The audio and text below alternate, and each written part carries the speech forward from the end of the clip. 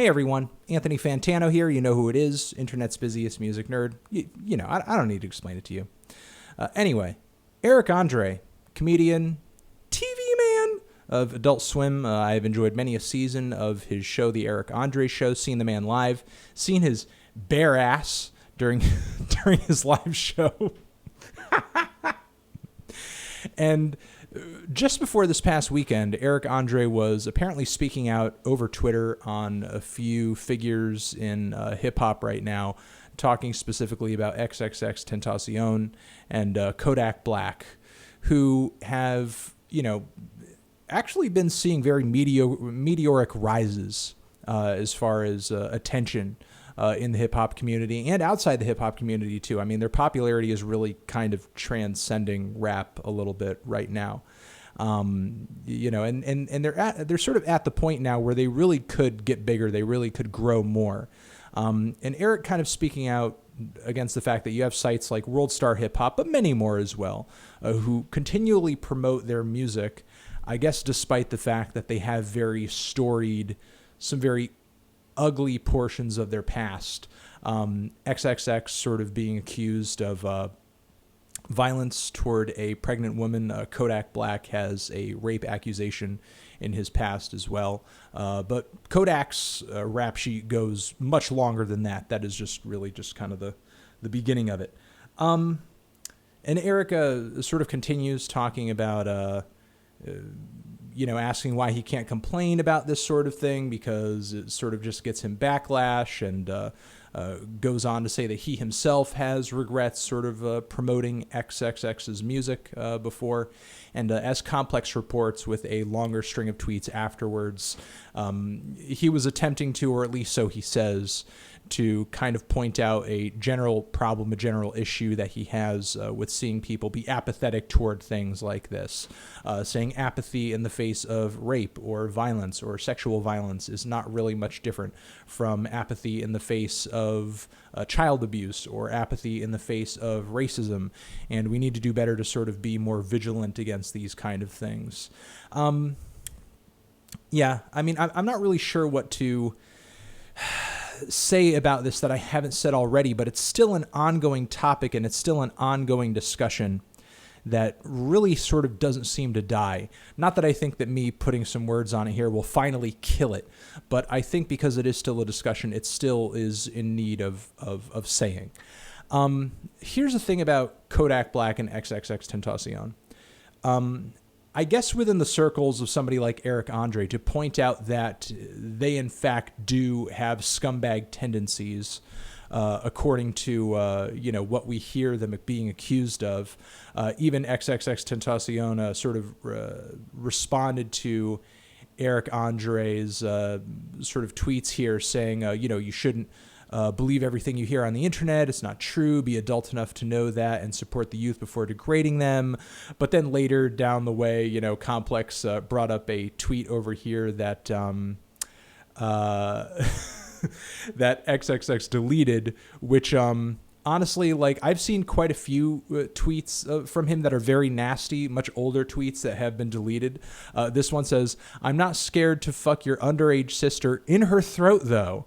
Very, very nice. Very nice. Very, very proper. Very good, dude. Listen, here's the issue with kind of pointing out that X and Kodak are scumbags. Again, this may work for somebody who is an Eric Andre or somebody, who is maybe in the public eye and wants to save face and, doesn't want to get caught running with or supporting the wrong thing, because it does sort of look good at the end of the day. And when you do have a platform the size of Eric Andre's or mine, you certainly are more mindful of the types of messages that you're sending out there when you do endorse a particular thing. However, Kodak's and X's fans are fully aware of just how seedy and just how, I guess, sort of, they're aware of their dark side. And in fact, that is kind of their appeal. They have a bad boy sort of dangerous appeal. To me, what is sort of ridiculous is when you have, I guess, music writers who are completely aware of this and promote the artist, don't really bring that up, don't really point it out, but then later down the road will write a think piece, sort of, almost like regretting all of it, as if like, they weren't fully aware of what they were doing, or they don't kind of understand exactly how the whole hype train thing works. They do at this point, and they know that they're riding it. They know that they're supporting it. They know that they're benefiting off of it.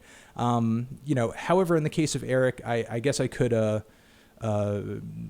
let what he's saying here slide, since it's not really his job to be promoting artists like this, and he's merely just kind of like, pointing out this kind of really weird hypocrisy, or this really weird disconnect that he sees. And it is certainly a disconnect, because there are a lot of people who, speak out very publicly, and speak out on topics of social justice all the time. But very rarely do you see artists like X and you see artists like Kodak Black under fire for sort of what they've been accused of, or, not even just what they've been accused of, but sort of the statements that they've made that can be very sexist or can be very homophobic. I mean, I believe it was Kodak Black just the other day on his Snapchat or on his Instagram, where he was sort of accusing other rappers of being homosexual or sucking dick or whatever. Questioning their manhood, questioning their masculinity. It's these kinds of attitudes that it seems like are being guarded against and, being called out more than ever. But in the case of a Kodak Black, in the case of an X, it doesn't really happen. And, I don't really know. I don't really know what the answer is. I don't really know what the problem is. I don't really know what the necessary maneuvers are in order to sort of create a consistency where these kinds of attitudes, people have an issue with them across the board. Not only in the case of, when you hear it said on Twitter, because it seems like there's sort of a bit of an insular thing going on here, at least within the hip hop community, where artists aren't kind of being, held up to the same standards, or aren't being called out for what they say, or aren't being, sort of held responsible for the things that they say and the things that they sort of endorse through what they say. There are some instances of like a Rich Homie Quan or a Rick Ross, where what they've said is like so egregious, and also that their popularity is so large that it reaches such a massive amount of people. Where Rick Ross, I believe, had a bar about having sex with a girl while she had been drugged or wasn't fully aware of what he was doing. Rich Homie Quan had a few songs that had leaked that sort of made reference to sort of raping, or, the act of rape, sort of in a very questionable way, very kind of creepy way. But still, we're not sort of seeing that consistency over here, that same concern, that same, outrage when it comes to a lot of these newer SoundCloud rappers, a lot of these newer, more underground rappers, who have sort of managed to break into the mainstream and have kind of this bad boy quality to them.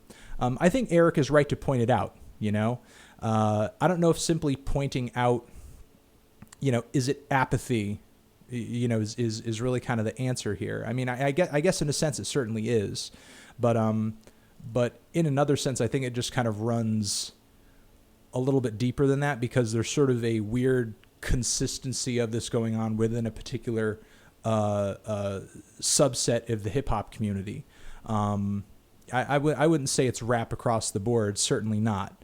But for those younger fans who do enjoy their rappers to be a little bit edgier, it certainly seems that there are some artists that are growing in popularity whose edginess isn't just, sort of living within the fantasy of their lyrics. It's also in their actions, their very questionable actions too.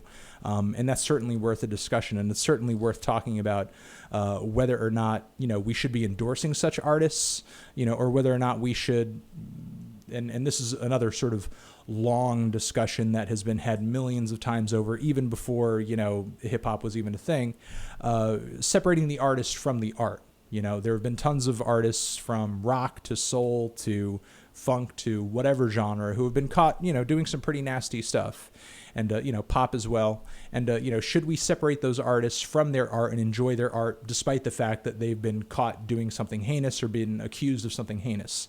And I think Eric is kind of stirring that pot and starting that conversation without being fully aware of that. But obviously he's on the side of, well, since I don't really endorse these actions, maybe I shouldn't endorse these artists, honestly. I don't really know if he personally feels like, he should stop enjoying either of those artists' music personally from here on out, but certainly he is of the opinion that it would be wrong for him, and even these world hip-hop sites, that site and sites like it, to sort of promote these artists, despite the fact that they have been accused of some pretty heinous stuff. But let me know down in the comments what you think. Let me know what you think of Eric's words over here. Let me know what you think of X and Kodak Black and what they've been accused of.